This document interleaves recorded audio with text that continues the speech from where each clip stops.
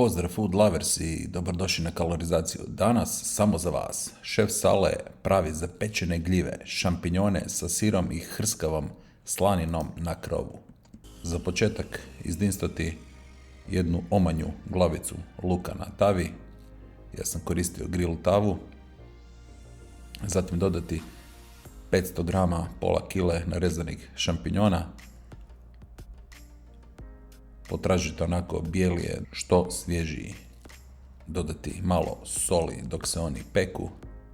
Zatim razbiti 2 jaja u manju zdjelicu. Dodati 2 velike žlice psilium ljuskica, još malo soli i malo papra po želji. Zatim dodati 150 grama do 200 grama naribanog cheddar sira. Cheddar sir ima intenzivan okus.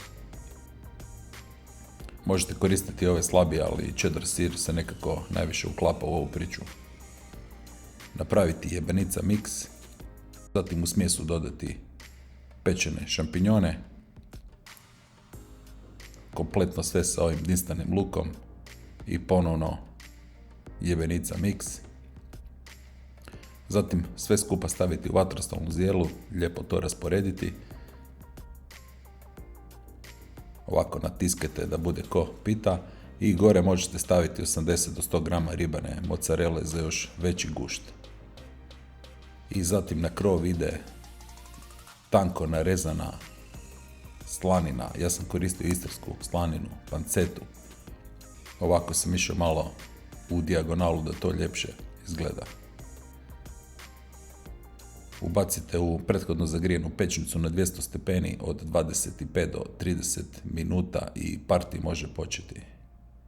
Ovako izgleda pečena ljepotica. Dobar tek. Ćao, se bok.